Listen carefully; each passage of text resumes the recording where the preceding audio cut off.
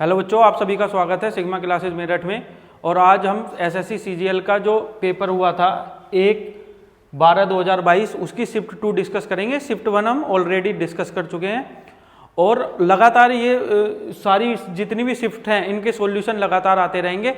अगर आप चाहते हैं कि आपको सॉल्यूशन टाइम से मिलते रहें तो आप चैनल को सब्सक्राइब कर लीजिए और बेल आइकन दबा दीजिए, जिससे जो भी हम वीडियो अपलोड करेंगे वो आपको मिलती रहेगी। ठीक है, तो चलिए स्टार्ट करते हैं पहले सवाल के साथ।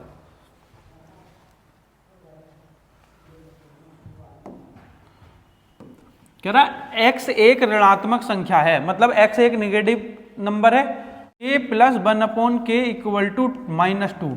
तो x नहीं होगा, ये k होगा। ठीक है ना। If k is a negative integer या निगेटिव नंबर और k प्लस 1/k की वैल्यू -2 दे रखी है, तो इसकी वैल्यू निकालनी है। देखिए, इसके लिए आपको दो बातें याद रखनी है कि यदि k plus 1/k equal to -2 है तो इस केस में आप हमेशा k को -1 कंसीडर करेंगे। -1 1/-1 तो -1 -2 हो गया। अगर k प्लस 1/k की वैल्यू 2 दे दे तब हम k को 1 लेंगे। ठीक है, तो यहां पर k प्लस 1/k -2 है, इसका मतलब k को हमें क्या रखना पड़ेगा, -1। और जैसे ही मैं k को -1 रखूंगा तो ये हो जाएगा -1 का स्क्वायर 1, 4 इंटू -1 -4 -2 अपॉन -1 का स्क्वायर 1, k की वैल्यू -1 है, -1 माइनस में 5, इससे ये खत्म। 4 2 6 माइनस के 5 अपॉन में -5, हमारा आंसर है 1। इससे ये खत्म हो जाएगा, तो आंसर है 1। इसका मतलब option B is correct answer. ठीक है, चलिए आगे बढ़ते हैं दूसरे सवाल की तरफ। चलिए अब बढ़ते हैं क्वेश्चन नंबर 2 की तरफ। और क्वेश्चन नंबर 2 में कह रहा है कि अगर x प्लस 1/x 5√2 है तो x की पावर 4, इसको मैं ऐसे लिख सकता हूं x की पावर 4 प्लस 1/x की पावर 4, तो इसकी वैल्यू हमें निकालनी है। ठीक है, देखिए इसके लिए एक कॉन्सेप्ट आप ध्यान रखेंगे। यदि x प्लस 1/x g है तो x square plus 1/x square की वैल्यू होगी g स्क्वायर -2। क्या है हमने प्लस से प्लस पर आया हूं, पावर जस्ट डबल हुई है। तो जब भी ऐसा हो जाए प्लस से प्लस पर आऊं, पावर डबल हो जाए, तो स्क्वायर करके 2 सब्ट्रैक्ट घटा कर देता हूं, है ना। स्क्वायर करके 2 सब्ट्रैक्ट कर दूंगा। अब मुझे फिर अगर इस पावर 2 से पावर 4 पर जाना है तो पावर डबल हुई है, प्लस से प्लस पर आया हूं, तो यहां जो भी आंसर है, सपोज करो यहां आंसर p आया है, तो क्या करेंगे, इसका स्क्वायर करके 2 सब्ट्रैक्ट कर देंगे। बात समझ में आ रही है। जैसे ये सवाल है आपका x plus 1/x equal to 5√2 और मुझे निकालना है x की पावर 4 प्लस 1/x की पावर 4। तो मैं इस 1 से डायरेक्ट पावर 4 पर नहीं जा सकता, पहले मुझे पावर 2 से पर जाना पड़ेगा, फिर 2 से कहाँ आऊंगा, 4 पर। तो अगर x plus 1/x equal to 5√2 है तो ये बताओ x square plus 1/x square क्या होगा, इसका स्क्वायर करके 2 सब्ट्रैक्ट कर दूंगा। 5 का स्क्वायर 25, √2 का स्क्वायर 2, तो 25 गुणा 2 50, मुझे 2 सब्ट्रैक्ट करना पड़ेगा, तो आंसर आएगा 48।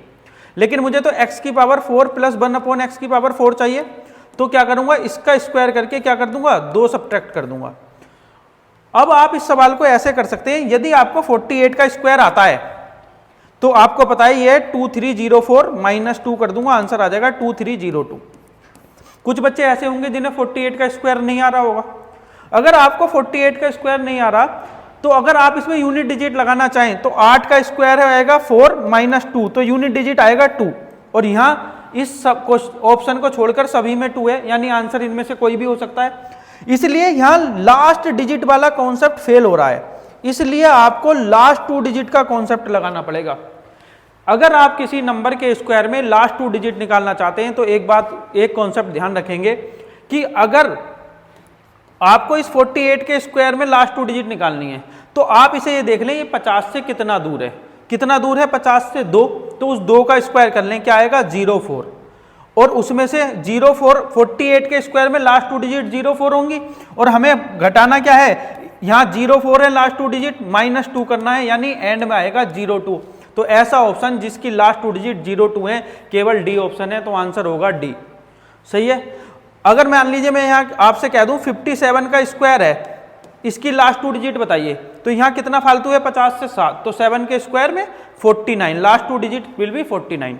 मैं आपसे कह दूं 88 के स्क्वायर में लास्ट 2 डिजिट बताइए, तो 88 कितना दूर है 100 से, हमेशा 0, 50 और 100 से देखते हैं। 100 से कितनी दूर है 12, 12 का स्क्वायर 144, तो 144 में लास्ट 2 डिजिट क्या है 44, लास्ट 2 डिजिट होंगी 44।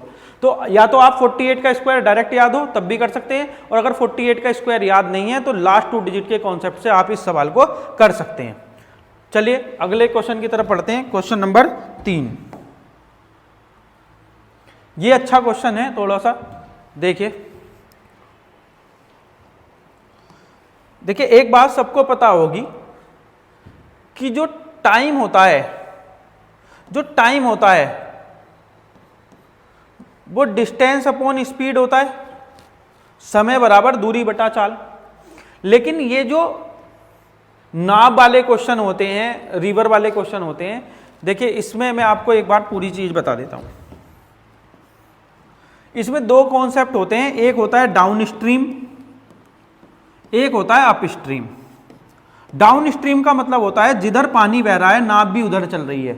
अगर नाव की चाल x है, बोट की चाल x है, और स्ट्रीम मतलब पानी की चाल या पानी का बहाव y है, तो डाउन स्ट्रीम में जो रिलेटिव स्पीड होगी वो होगी x प्लस y।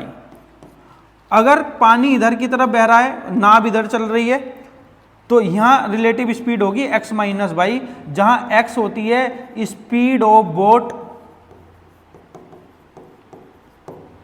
और y क्या होता है स्पीड ऑफ स्ट्रीम। धारा, ये नाव की चाल है, ये धारा की चाल है, ठीक है। अब देखिए ये एक सवाल कह रहा है कि एक आदमी एक नाव को प्रवाह की दिशा में चलते हुए निश्चित दूरी 9 घंटे में तय करता है। तो भाई मुझे ये बताइए, अगर ये धारा की दिशा में चल रहा है तो डाउन स्ट्रीम, तो मुझे पता है यहाँ जो टाइम लगा है वो 9 घंटे लगा है, तो 9 होगा t equal to distance, distance है d, और जो स्पीड है वो कितनी होगी, स्पीड डाउन स्ट्रीम में स्पीड होगी x प्लस वाई, जहां x नाव की चाल है और y धारा की चाल है। अगर मैं अप स्ट्रीम की बात करूं तो यहां कितने घंटे लगते हैं, कह रहा है जबकि प्रवाह की विपरीत दिशा में चलते हुए 18 घंटे का समय लेता है। यानी यहां 18 इक्वल टू डी अपॉन, और डाउन अप स्ट्रीम में हो जाएगा ये x माइनस वाई, तो यहां से जो d की वैल्यू आएगी वो हो जाएगी 9 इंटू एक्स प्लस वाई, या d की वैल्यू यहां से आ जाएगी 18 इंटू एक्स माइनस वाई। अब ये दोनों d हैं तो दोनों आपस में बराबर होंगे, तो यहां देखिए यहाँ ये 1 टाइम जाएगा, ये 2 टाइम्स, तो ये आ जाएगा x plus Y equal to 2 into X minus Y. तो x प्लस वाई की वैल्यू होगी 2 और x माइनस वाई की वैल्यू होगी 1, तो यहां से x और y का जो रेशो आ जाएगा 2 और 1 3 का आधा 3/2, और 2 में से 1 गया, 1 का आधा 1/2, यानी 3:1 होगा। जो इस बात को नहीं समझ पाए वो ऐसे कर सकते हैं, x plus Y 2x minus Y, तो मल्टीप्लाई कर लेंगे अंदर, फिर x y का रेशो निकाल लेंगे। अब x y का रेशो आ गया 3:1। तो यहां से अगर मैं डिस्टेंस की बात करूं तो ये डिस्टेंस जो है ये 9 इंटू 3 प्लस 1, तो 4 आ जाएगी 36 किलोमीटर। अब वो कह रहा है कि इसके 3/5 भाग को नाव को चलने में कितने घंटे लगेंगे। अब देखिए मुझे निकालना है टाइम, टाइम है डिस्टेंस अपॉन स्पीड, डिस्टेंस है 36। अब कह रहा है नाव को चलने में उसे कितने घंटे लगेंगे, और नाव की चाल कितनी है, यहाँ x, और x की वैल्यू कितनी है x और y, तो ये आ जाएगा आपका 36/3। लेकिन कितनी दूरी चलनी है 3/5, तो समय भी 3/5, तो मेरा आ गया ये 12 या 36/5, और 36/5 का मतलब है 7.2, तो कितने घंटे लगेंगे 7.2। इसका आंसर है बी 7.2 आवर्स। ठीक है, देख लीजिए इसको एक बार।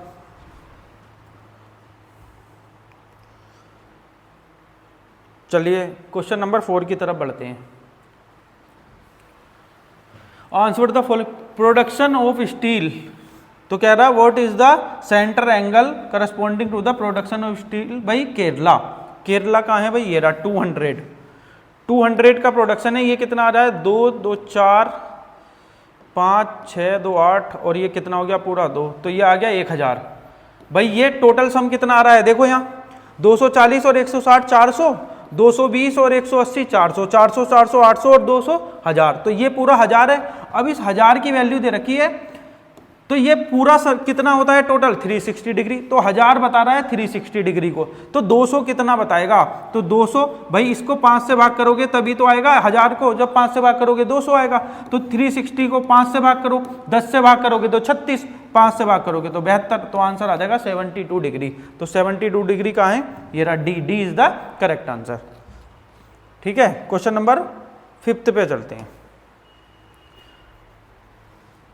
कह रहा है एक दुकानदार एक वस्तु को 10% 20% की छूट पर बेचने पर 44% का शुद्ध लाभ अर्जित करता है, 15% पर बेचे तो शुद्ध लाभ क्या होगा। देखिए ये कॉन्सेप्ट आपने प्रॉफिट एंड लॉस में पढ़ा होगा कि अगर एक आदमी को कोई वस्तु D% का डिस्काउंट देने के बाद भी P% का प्रॉफिट होता है, किसी वस्तु पर D% का डिस्काउंट देने के बाद भी P% का प्रॉफिट होता है, तो हमेशा MP और CP का जो रेशो होता है वो हमेशा याद रखेंगे आप, ये होता है 100 प्लस प्रॉफिट और ये होता है हमेशा 100 माइनस डिस्काउंट। तो सेम कह रहा है 10% और 20% की दो क्रमिक छूट हुई हैं। एक चीज ये भी ध्यान रखेंगे, अगर 10% और 20% की दो छूट हैं तो इनकी जगह अगर एक छूट लेनी हो तो X% और Y% की दो छूट की जगह अगर एक छूट लेनी हो, एक डिस्काउंट लेना हो, तो वो हमेशा होता है X प्लस वाई माइनस के XY बाई 100%। तो सेम 10 और 20 की जगह क्या आ जाएगा, 10 प्लस 20 माइनस 2, यानी कि ये आ जाएगा 28%। यानी यहाँ जो एकल छूट आएगी, एक छूट आएगी, वो आएगी 28%। तो मैं डिस्काउंट की जगह तो 28 रख दूंगा, तो ये आ जाएगा 100 माइनस 28 72। और प्रॉफिट कितने का चाहिए भाई, 44% का, तो यहाँ आ जाएगा 144। यानी MP और CP में जो रेशो है वो रेशो 2:1 है। यानी अगर मैं MP को 200 मान लेता हूं तो CP 100 होगा। और कह रहा है कि अगर वह 15% की छूट पर बेच देगा तो भाई दुकानदार को कितना शुद्ध लाभ हुआ। तो अगर 15% की छूट देगा इस पर, तो 200 पर 15% मतलब 30 की छूट, तो 170 में बेचेगा। अब मेरा आर्टिकल है 100 रुपए का, CP 100 है और सेलिंग प्राइस है 70 रुपए, तो कितने का प्रॉफिट है, 70 का, कितने पर, 100 पर, तो शुद्ध लाभ जो होगा वो 70% होगा, नेट प्रॉफिट। आंसर है बी, बी मेरा सही आंसर है। देखिए एलसीएम दे रखा है 48, दोनों संख्याओं का प्रोडक्ट दे रखा है ये, तो एलसीएम एचसीएफ का रेशो पूछ रहा है। बेसिक सवाल है, कॉन्सेप्ट आपको पता होगा, first number into second number is equal to LCM into HCF होता है। दोनों नंबरों का प्रोडक्ट एलसीएम गुणा एचसीएफ होता है। अब यहां देखेंगे, यहां क्या कह रहा है कि भाई इनका जो एलसीएम है वो तो है 48, तो एचसीएफ निकाल लूंगा और दोनों नंबर का प्रोडक्ट है 384। अब देखिए 8 8 64, तो 8 बार जाएगा ये, तो यहां से क्वेश्चन मार्क की वैल्यू कितनी आ गई, 8। ठीक है भाई, 48 का 8 टाइम्स होगा 384, तो क्वेश्चन मार्क की वैल्यू आ गई 8। इसका मतलब एचसीएफ तो 8 है और एलसीएम सवाल ने 48 दे रखा है, तो क्या रखा है, क्या निकालना है मुझे, what is the ratio between HCF and LCM. तो एचसीएफ और एलसीएम का रेशो निकालना है। तो एचसीएफ मेरे भाई 8 है और एलसीएम मेरे भाई कितना है, 48 वो दे रखा था, इट मींस 1:6। आंसर है 1:6, B is the correct answer. सही उत्तर क्या है, बी है। नेक्स्ट चलते हैं अगले सवाल की तरफ। एक स्कूटर पर 10%, 5% और 15% की वृद्धि होती है, स्कूटर की कीमत में कुल वृद्धि ज्ञात करें। बहुत बढ़िया सवाल है और बेसिक क्वेश्चन है बिल्कुल। देखिए एक कॉन्सेप्ट ध्यान रखेंगे और बहुत ही अच्छा कॉन्सेप्ट है। अगर मैं पहले किसी वस्तु का प्राइस X% बढ़ा दूं, फिर उसका प्राइस Y% बढ़ा दूं, तो यहां पर जो एक टोटल इंक्रीमेंट होगा वो हमेशा होता है X plus Y plus XY by 100। लेकिन अगर मैं किसी वस्तु का प्राइस पहले X% बढ़ा दूं, फिर Y% बढ़ा दूं और फिर Z% बढ़ा दूं, तो आप क्या करें, पहले इन दोनों से एक इंक्रीज निकाल लें और जो आंसर आएगा उसे Z के साथ सक्सेसिव लगा दें। लेकिन इसमें यह कभी जरूरी नहीं है कि XYZ ऐसे दिया है इस क्रम में, तो पहले आप XY पर लगाओ फिर उसको Z के साथ लगाओ। ऐसा भी हो सकता है XZ पर लगा दो फिर Y पर लगा दो, आंसर दोनों जगह सेम ही आएगा। मतलब मैं क्या कहना चाह रहा हूं, मान लीजिए किसी वस्तु का प्राइस पहले 10% बढ़ता है, फिर 20%, फिर 30%। तो यहां जो आंसर आएगा देखिए, यहां से निकालिए, पहले इन दोनों पर निकालिए सक्सेसिव। यह आएगा 10 + 20 + 10 × 20/2 32%। अब यहां क्या आएगा 32 + 30 + 32 × 30/100। ठीक है भाई, ये आ गया 62 प्लस आपका आ गया ये 6 और ये 9.6, तो ये आ गया आपका 71.6%। ठीक है, अगर आप पहले ऐसे कर दें कि मैं तो सर पहले ये करना चाहता हूं 20%, 30% और फिर 10%, तब भी क्या मेरा आंसर सेम आएगा? देखते हैं। देखिए 20 + 30 50 और 20 × 30/100 तो 6 ये आ गया, ये आ गया 56। अब 10 के साथ लगा दो, देखो ये आ गया 66 और ये आ गया आपका 5.6, तो ये 71.6 है क्या? यानी आंसर तो 10 20 30 पर भी वही है, 20 30 10 पर भी वही है, और आंसर यहां पर 30 10 20 पर भी वही आएगा। इसका मतलब ये है x बाई जेड पर सक्सेसिव लगाओ, या बाई जेड एक्स पर सक्सेसिव लगाओ, या जेड बाई एक्स पर सक्सेसिव लगाओ, आंसर सेम आएगा। तो मैं क्या करता हूं, यहां 10%, 5% और 15% की वृद्धि हुई है, तो मैं क्या करता हूं, इस 5% और 15% को एक साथ ले लेता हूं। ठीक है, तो ये आएगा 5 + 15 + 5 × 15/100, ये मेरा आ जाएगा 20 और 5 × 15 5 × 20, ये मेरा आ गया 20 + 3/4। इनसे आ गया 20 + 3/4, और अब 10 और बचा तो 10 पर सक्सेसिव लगा दूंगा, तो आ जाएगा 20 + 3/4 + 10 + 20 + 3/4 गुणा में 10/100। अब मेरे भाई यहां देखिए, यहां देखिए इसको, 20 और 10 30, तो ये आ गया, इससे ये खत्म हो गया। चलिए अब 20 और 10 30 ये हो गया, प्लस 3/4 ये वाला है। अब मैं क्या करता हूं, यहां देखिए 20 को 10 से भाग करूंगा 2 आएगा, और ये आ जाएगा 3/40। तो मेरा सवाल आ गया 30 और 2 32 प्लस समथिंग। 32 प्लस समथिंग कौन से ऑप्शन में है? 32 से थोड़ा सा ज्यादा है, 32 से थोड़ा सा ज्यादा। अब ये 40 है, तो इसको भी 10 से गुणा कर दूं, इसको भी 10 से गुणा कर दूं, तो ये आ जाएगा 30 और 3 33/40। तो ये आ जाएगा आपका 33/40 किसमें है? ये रहा आंसर है, ये ए। तो यहाँ जो है ये 32 33/40 होगा, इसका ऑप्शन सही कर लेना। 32 एंड 33/40 होगा।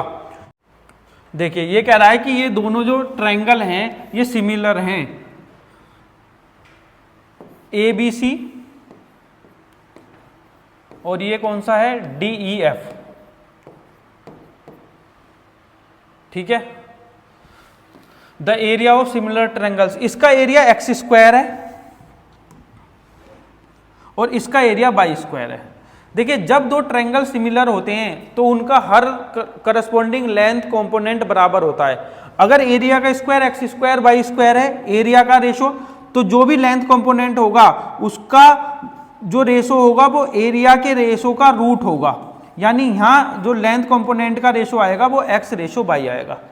अब कह रहा है कि EF A है, EF ये रहा A, तो कह रहा है कि BC की वैल्यू बताइए कितनी है। अब y की वैल्यू दे रखी है A, तो जब y की वैल्यू A है तो 1 की वैल्यू हो गई A/y, लेकिन मुझे वैल्यू निकालनी है किसकी? x की, तो x की वैल्यू हो जाएगी XA/y। तो मेरा सही उत्तर है XA/y, और ऐसा कौन सा है? XA/y। C is the correct answer, सही उत्तर C हो जाएगा। ठीक है, आगे बढ़ते हैं।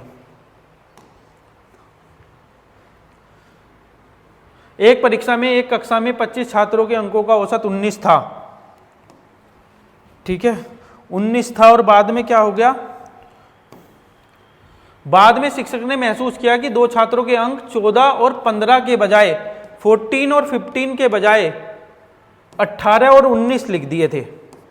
ठीक है, देखिए आप इस सवाल को कैसे करते हैं मैं बताता हूं। आप क्या करेंगे, कहते हैं 25 छात्रों के अंकों का औसत 25 था, तो 25 × 19 कर लेंगे, ये एक वैल्यू आ जाएगी। 25 दूनी 50 माइनस 25 500 माइनस 25 475 475।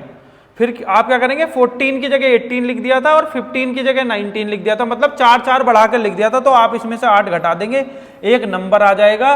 और कितने का है ये, 25 का रेशो है, 25 से भाग कर देंगे, 25 का ही औसत है, तो यहां पर एक आंसर आ जाएगा इसमें। लेकिन ये कैलकुलेटिव है, पहले इसमें मल्टीप्लाई करोगे, फिर 8 घटाओगे, फिर 25 से भाग करोगे। अगर आप इस सवाल को एग्जाम में जल्दी करना चाहते हैं तो एक बात का ध्यान रखें, देखिए क्या, अगर 14 की जगह 18 लिख दिया तो 4 बढ़ा दिया, और 15 की जगह 19 लिख दिया तो यहां भी 4 बढ़ा दिया, मतलब मैंने गलती से कितना बढ़ा दिया, 8। और ये जो 8 बढ़ा होगा ये 25 लोगों में बटा होगा, नहीं बटा होगा, क्योंकि ये कितने का है, 25 छात्रों का औसत है, यानी औसत बढ़ गया होगा 8/25। अब मेरे भाई 8/25 का मतलब है, 8/25 का मतलब है अगर मैं 4 से दोनों जगह गुणा कर दूं तो ये 32/100 आ गया। यानी मेरा जो एवरेज दे रखा है ना, वो सही एवरेज से 0.32 फालतू है, और मेरा एवरेज कितना दे रखा है, 19, और फालतू कितना है, 0.32। यानी मेरा सही एवरेज 19 से 0.32 कम होगा, यानी ये हो जाएगा 18.68, और 18.68 इसका सही आंसर है सी, उत्तर है सी। ठीक है ना। तो ऐसे नहीं करना, आपको ऐसे करना है कि 8 बड़ा है तो 25 में बटेगा, यानी हर एक के हिस्से में 0.32 फालतू आ गया था, तो ये 0.32 कम कर देंगे, तो आंसर 18.68 हो जाएगा। ठीक है, क्वेश्चन नंबर 11।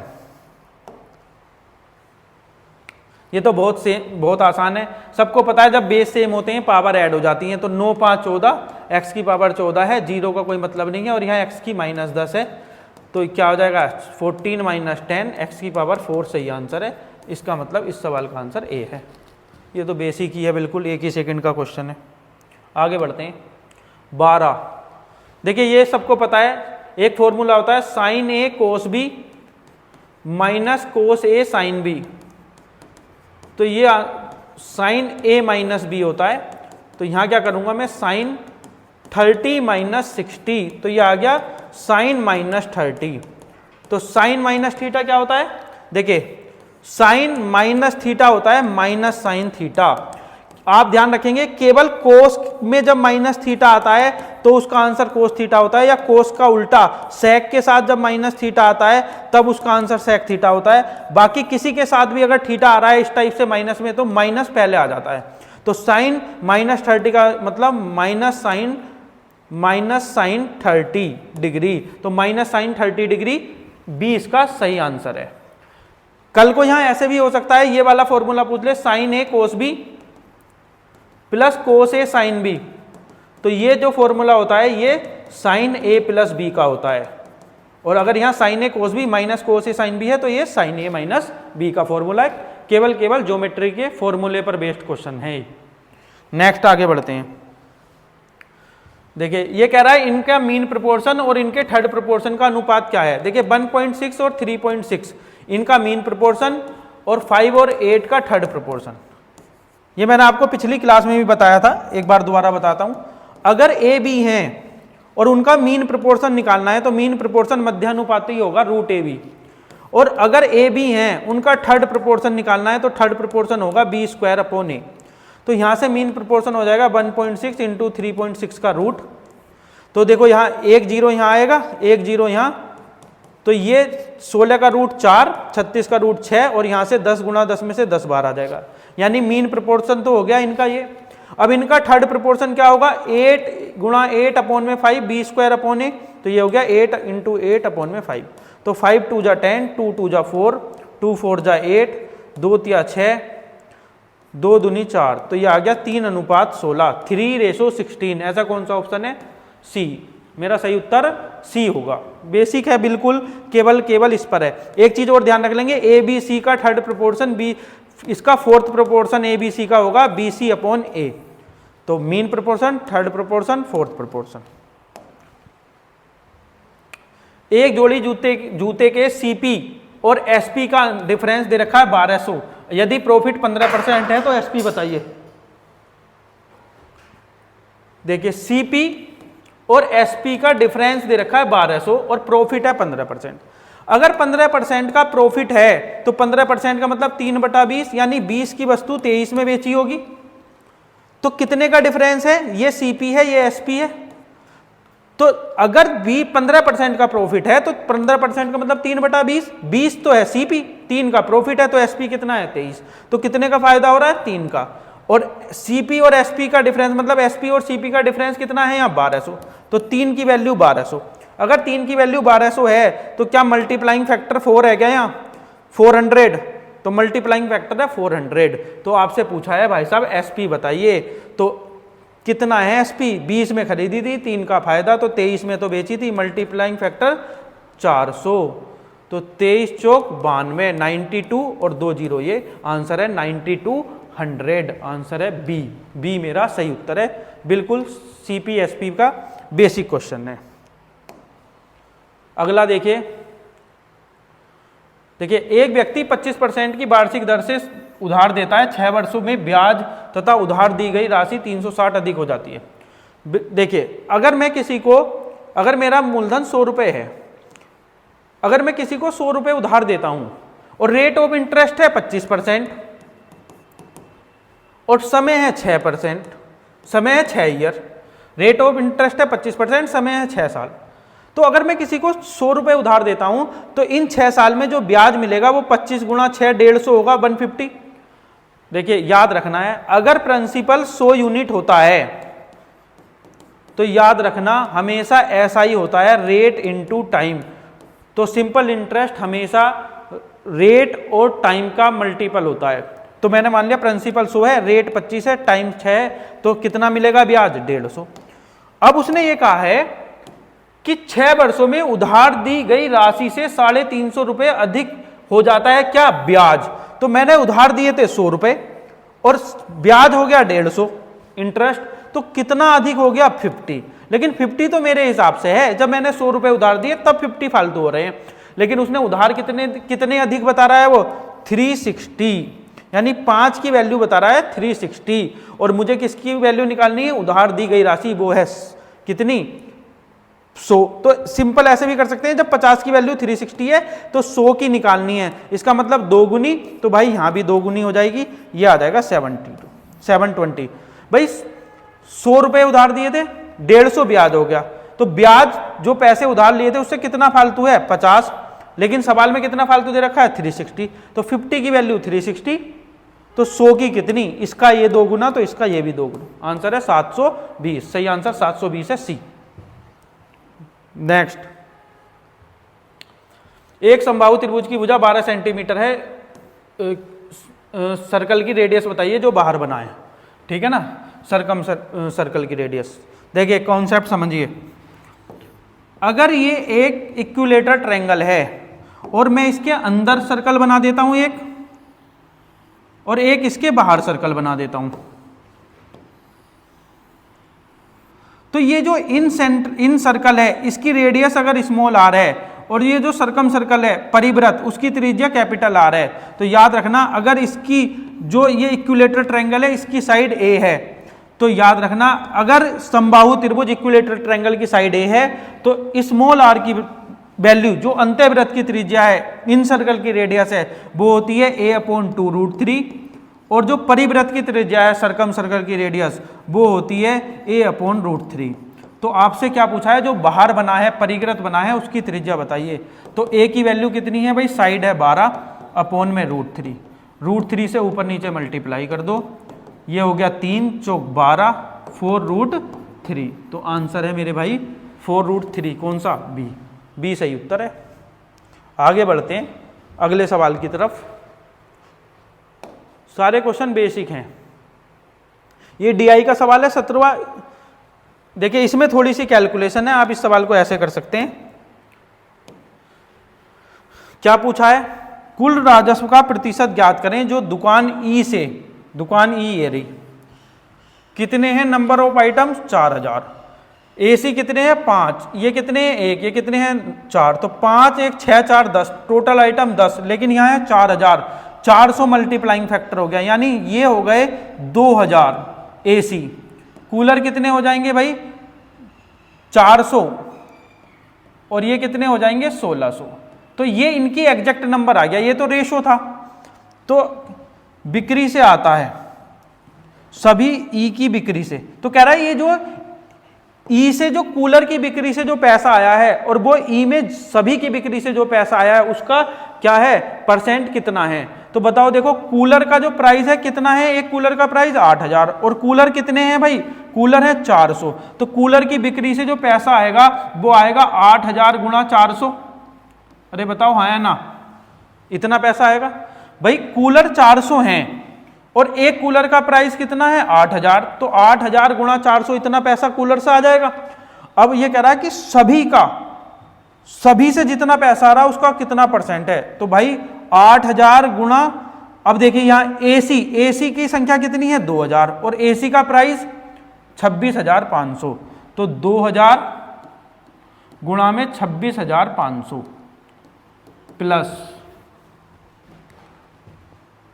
कूलर पे आ जाओ 400, कूलर एक कितने का 8000, तो 400 गुणा 8000 प्लस 1600 क्या है फैन, और फैन कितने का है 12200, तो 1600 गुणा 12200। अब इसको सोल्व करना है आपको, तो मैं क्या करता हूं, 3 जीरो यहां है, 2 जीरो यहां है, 5 जीरो हर जगह से खत्म कर देता हूं। चलो पहले 3 जीरो खत्म करते हैं, 3 जीरो से 3 जीरो गए, 3 जीरो से ये 3 जीरो गए और यहाँ कितने हैं 12200, 2 जीरो ये और 1 जीरो ये गया। अब 400, यहाँ भी 2 जीरो हैं बचे हुए, यहाँ भी 2 जीरो हैं, वहाँ 1 जीरो है, तो 1 जीरो यहाँ खत्म, 1 जीरो यहाँ खत्म, 1 जीरो यहाँ खत्म। ये 8000 थे, कितने थे ये 8000 था ना, तो 3 जीरो खत्म थे, तो 1 जीरो ये रहा। तो मेरे भाई ये 2 और 1 3, 1 जीरो ये रहा। तो अब यहाँ बचा 8 गुणा 40, 2650 गुणा 2, और यहाँ बचा आपका, और ये आपका 1 जीरो खत्म किया है, ये 3, तो 3 यहाँ हो गए थे, 1 ये हो गया, 3 ये हो गए, 1 ये हो गया, तो यहाँ तो 40 ही बचा, तो ये आया 32, और यहाँ कितना बचा आपका, ये सब खत्म ही हो गया था आपका जीरो, तो ये आया आपका 122 गुणा 16। तो अब मेरा आंसर आ गया यहाँ 320 बटा, इसमें थोड़ी सी कैलकुलेशन तो है ही भाई, कैलकुलेशन करनी पड़ेगी आपको। तो ये आ गया 0, 5 दूनी 10, 26 दूनी 52 और 1 53, 5300 प्लस 32 प्लस, अगर ये 1200 है 122, अगर ये 100 होता तो 1600 आंसर आ जाता 100, अगर ये 20 होता तो 320 आ जाता, और ये 2 और 32 फालतू और आ गया, तो 1600 300 1900 तो यही हो गया, और 20 और 30 1923 ही आ गया, यानी ये लगभग आ गया आपका 320। अच्छा गुणा में 100% में निकालना तो ऊपर 100 आ जाएगा, 5300, और इसको मान लेता हूँ लगभग आपका 2000, 5300 और 2000 6300, 7300 और 7300 और ये 32 और 23, 50 ये मान लो, तो 50 ये मान लो आपका, ये आ गया 7250, तो 0 से 0 खत्म, 525, 5 दूनी 10, 5 से करूँगा यहाँ आएगा ये 100 या 300, 300 से मतलब 3 प्लस आ रहा है आपका, ये 3 प्लस नहीं 4 प्लस, 4 बार जा रहा है ना, ये 4 आ रहा है लगभग। तो भाई ये दोनों तो खत्म है, ये 3.5 है, ये 4 पॉइंट कुछ है, तो 4 पॉइंट कुछ वाला आंसर है, मतलब मेरा आंसर 4 पॉइंट समथिंग हो जाएगा। ठीक है, थोड़ा कैलकुलेटिव है, कैलकुलेशन करनी पड़ेगी भाई इसमें। नेक्स्ट क्वेश्चन पे बढ़ते हैं आगे।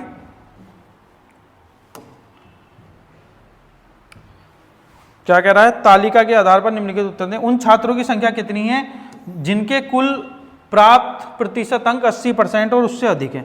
देखिए इस ऐसे सवाल में बच्चा क्या गलती करता है, 80% या उससे अधिक वाले पूछे हैं, बच्चा क्या करेगा, सबको जोड़ेगा, और हर एक क्वेश्चन कितने नंबर का है, ये प्रत्येक विषय के लिए अधिकतम अंक 100 हैं, तो बच्चा क्या करेगा, सबको जोड़ेगा, और कितने सब्जेक्ट हैं 4, फिर उसे जैसे मान लीजिए यहाँ सपोज करो 320 आ गया, फिर क्या करेगा 400 से भाग करेगा, फिर 100 से गुणा करके परसेंट निकालेगा, चेक करेगा कितने आ रहे हैं। भाई एक बात बताओ, क्या ऐसा करने की जरूरत है? ऐसा करने की बिल्कुल जरूरत नहीं है। क्यों नहीं है? देखिए यहाँ ऐसा करने की बिल्कुल जरूरत नहीं है। क्यों? देखो जब यहाँ 92% है, यहाँ 90, यहाँ 90, यहाँ 80, तो किसी में भी 80% से कम है? नहीं है। जब किसी में भी 80% से कम नहीं है तो ओवरऑल भी तो 80% से फालतू ही होंगे इसमें। तो इसका मतलब इस वाले में सब्जेक्ट ए में 80% से फालतू है। यहां आ जाओ 90, 80, 95, 85, इसमें कहीं 80% से कम है? नहीं है। इसका मतलब यहां भी 80% से फालतू है। यहां देखो 80, 80, 65, 70। अब देखो 80 तो यहाँ है, यहाँ 80 है, लेकिन यहाँ तो 80 से दोनों कम है, तो ये जो 80 से दोनों कम है तो ये इनको भी थोड़ा कम नहीं कर देंगे, यानी इसके नंबर 80% से कम है। तो ये वाला आंसर नहीं है। 85, 80, 82, 75। देखो अगर मैं इसके 5 मार्क्स इसे दे दूं तो यहाँ 80 बन जाएंगे, यहाँ 82, यहाँ 80, यहाँ भी 80, मतलब यहाँ भी 80 होगा, यहाँ भी 80, यहाँ भी 80, यहाँ भी 80, तो यानी यहाँ भी 80 से फालतू हो जाएंगे। भाई जब मैं इसके 5 इसे दे दूंगा तो ये 80 हो जाएगा। 80, 82, 80, 80, तो 80 और 80 से फालतू ही तो हैं। इसका मतलब यहाँ भी जो है 80% से फालतू होंगे सभी सब्जेक्ट में। 80, 75, 75, 85। अब देखिए 85, 80 से 5 फालतू है तो 5 में इसे दे दूं तो यहाँ हो गए 80, यहाँ भी 80, यहाँ 80, लेकिन यहाँ तो 75 हैं। इसका मतलब यहाँ जो है नंबर 80% से फालतू नहीं है। 90, 90, 90, 85, तो यहाँ 80 से फालतू हैं। तो कितने सब्जेक्ट में आ गए? 1, 2, 3, 4। कितने सब्जेक्ट में 80% से फालतू हैं? 4 सब्जेक्ट में।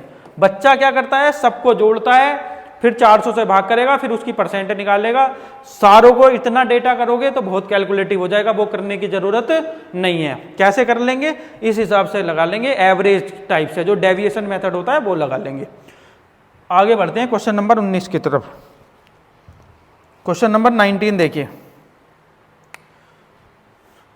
S4 से सर्वेक्षण में भाग लेने वालों की संख्या से अनुपात क्या है S3 से सर्वेक्षण लेने वाली संख्या का? तो S3 और S4 का, S3 में कितने हैं भाई?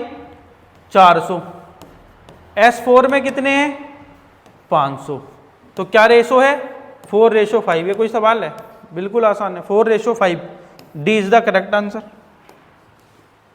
अब बढ़ते हैं 20वें सवाल की तरफ।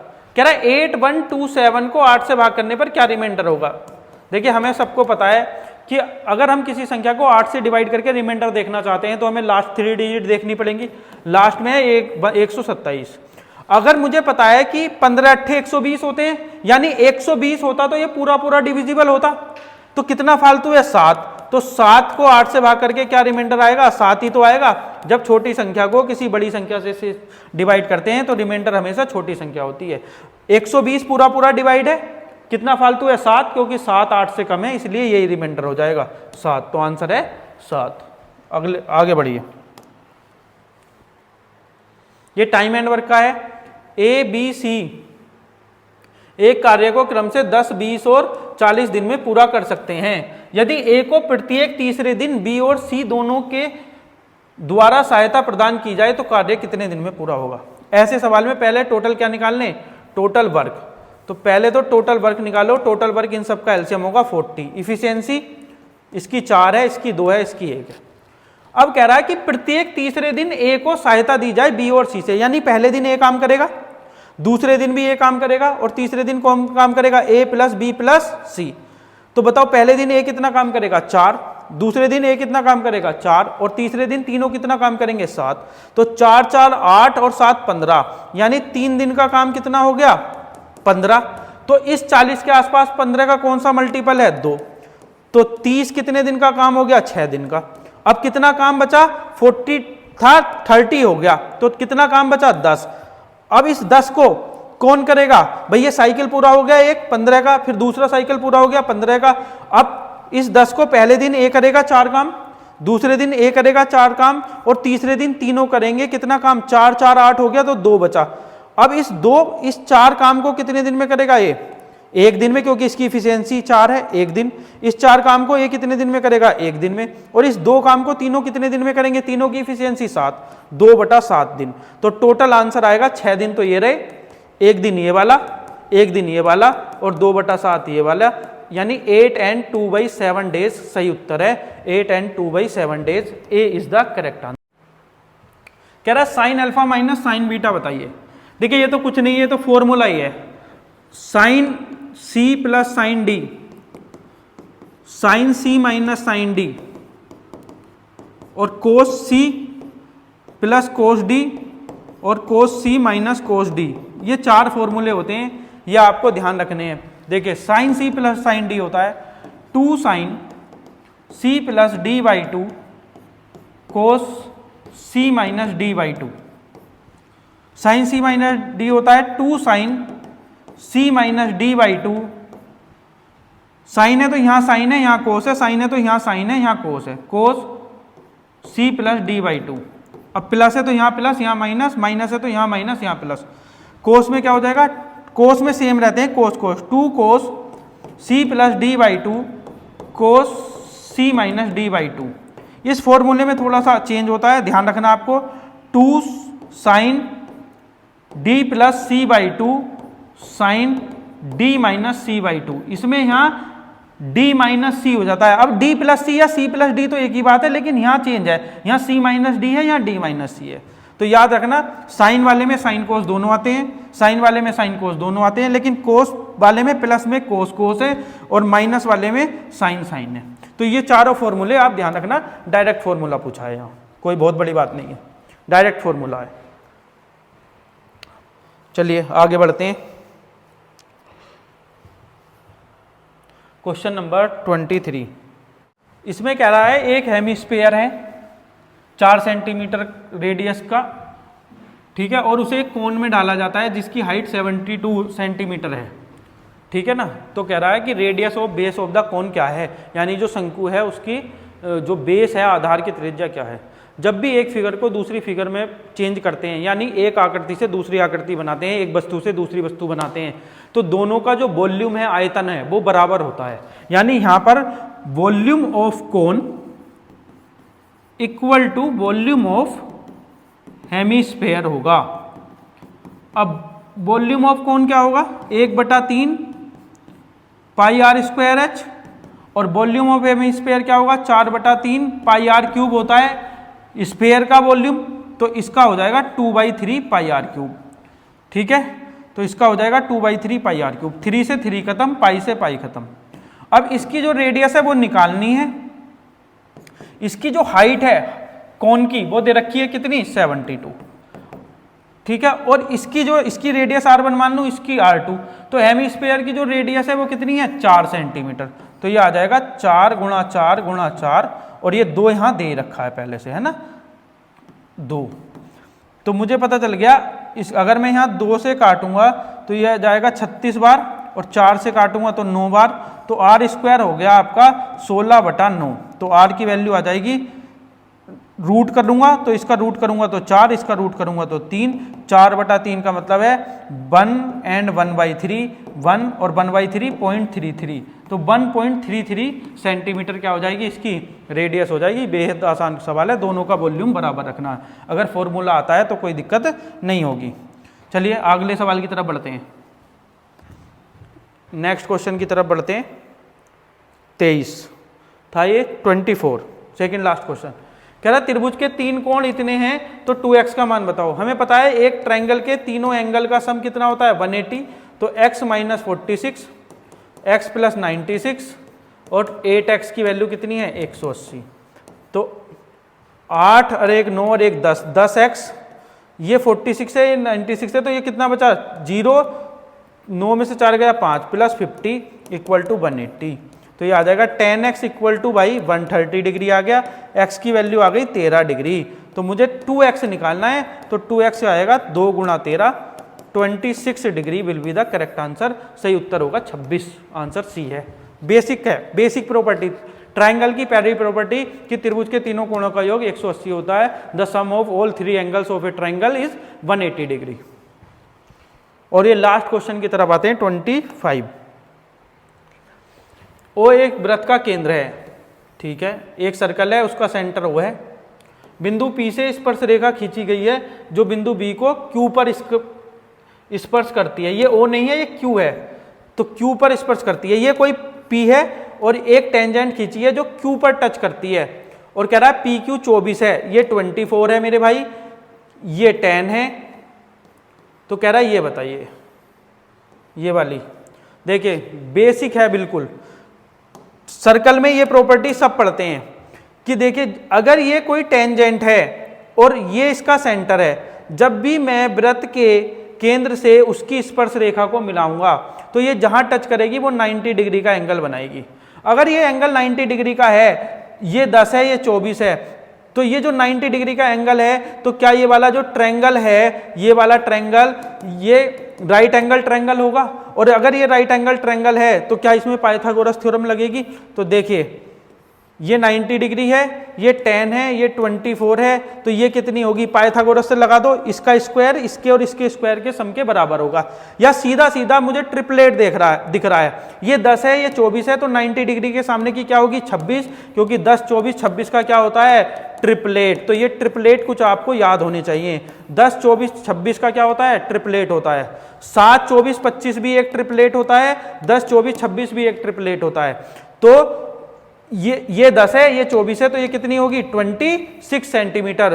तो कहा है आपसे ओपी की लंबाई बताइए, तो आंसर है 26 centimetre. A is the correct answer. देखिए कोई भी सवाल, एक डेटा इंटरप्रिटेशन का ऐसा क्वेश्चन है जिसमें आपको थोड़ी सी कैलकुलेशन करनी है, बाकी इन 25 में से 24 सवाल ऐसे हैं जो बेहद आसान है। कुछ सवाल ऐसे हैं जिनमें आपको पेन भी चलाने की जरूरत नहीं है, एक एक लाइन का सॉल्यूशन है। ठीक है, जितने भी पेपर हुए हैं 2022 के प्रीलिम्स में, 30-40 सेट जितने भी सेट हैं, सबका एक एक करके हम सॉल्यूशन कराएंगे ऐसे ही डिटेल में। ठीक है, अगर आप चाहते हैं कि जो भी वीडियो आए वो आपको मिलती रहे तो प्लीज़ चैनल को सब्सक्राइब कर लीजिए और बेल आइकन दबा दीजिए। जब भी हम वीडियो डालेंगे तो आपको नोटिफिकेशन आ जाएगा, पता चल जाएगा। ठीक है, आज के लिए इतना ही, थैंक यू।